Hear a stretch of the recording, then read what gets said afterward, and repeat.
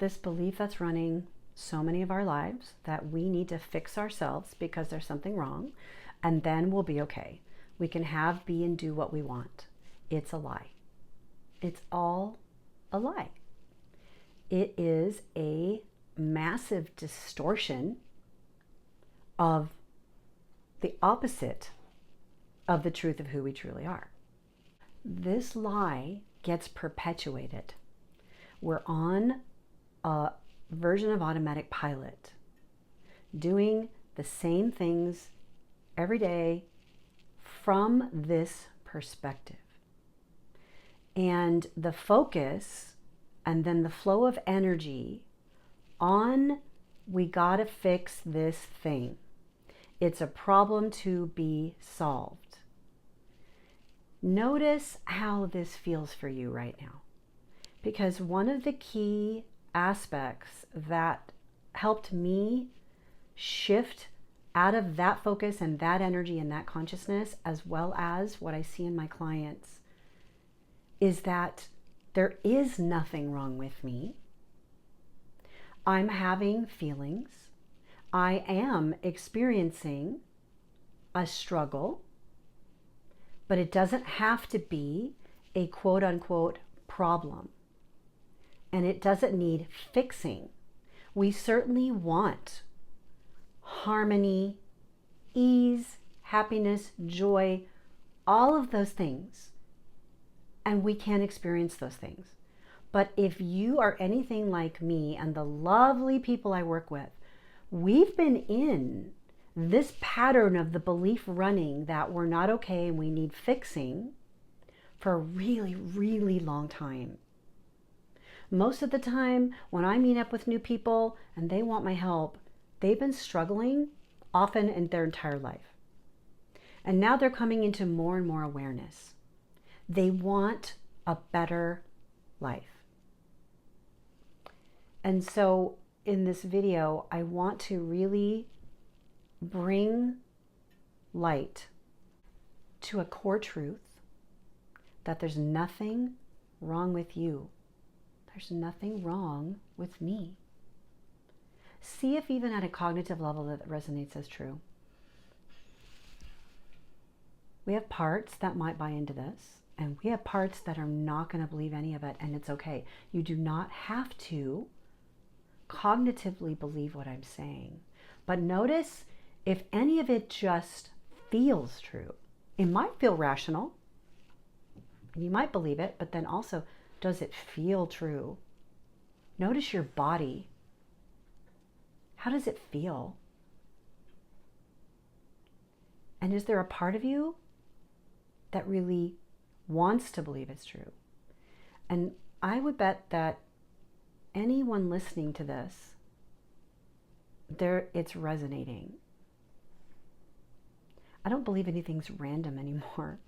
When I found my way to teachings like this, someone else sharing their experience, that they have shifted out of a perspective of pain and suffering and shifted more into, this is what I'm experiencing, it's part of my journey, and not in a way to bypass or brush it under the rug, but truly honoring our entire experience. And that's going to include what we might call feeling uncomfortable.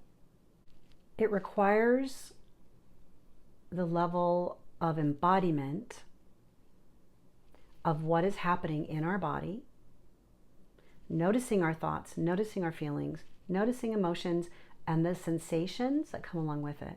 But what often happens is the parts of us that are running those stories that have become our truth, and that's our reality, that I'm not good enough, my life could be so good if this anxiety would stop, if I could just have more energy because I'm so depressed. It's not that those aren't real. And we don't want to just shift our thoughts about it. That's often what I've seen over the years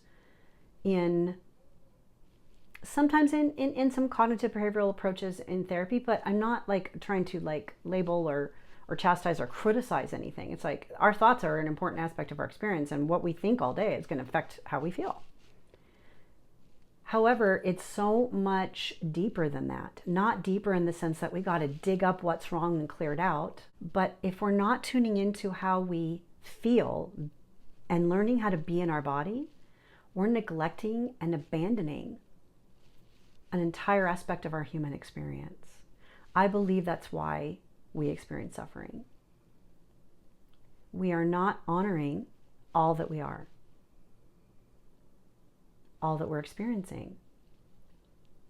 I believe now I am so much more. I am not my thoughts. I am not any of those beliefs. I can still find myself caught back up in it, but I more quickly find my way back to that core self, soul energy, true self, higher self energy, that then I can be with any of those feelings, sensations, and beliefs that I'm not enough, that this problem, until it goes away, I can't relax. And that will be our absolute truth until or unless we shift it, and we shift it with consciousness and releasing what no longer serves us. If we pause and become aware of some of these types of thoughts with curiosity, so it takes some spaciousness, which I love to teach people how to do this, because without the spaciousness, it becomes us. It becomes the self. We believe there's something wrong, and boy, it is just a very powerful experience. It seems like, definitely for myself, and I hear this on my clients, like it takes over so strongly. We don't feel like we have a conscious choice. We feel powerless, helpless, all those things. That's when we're like, oh my gosh, someone please help me. And we do need help. But what type of help do we need for the point we are at? There is no one size fits all. There's nothing that everybody needs other than acknowledgement of some sense of a core self essence. That doesn't fit for everybody, and that's okay. But I'm speaking to people who are listening to this video, and if you're still here, some aspect of this is resonating for you. And I'm hearing more and more people who are really appreciative of those of us putting this type of content out there. It's a very expansive, spiritually oriented truth. You might start up here, that's okay. But inviting it in to your body. Invite yourself and your focus into your body and see what happens. I would love to hear about your experience. If you'd like to work with me, you're welcome to contact me via email. You can sign up at the link below. I wish you all so well, and I'll see you in the next video. Bye for now.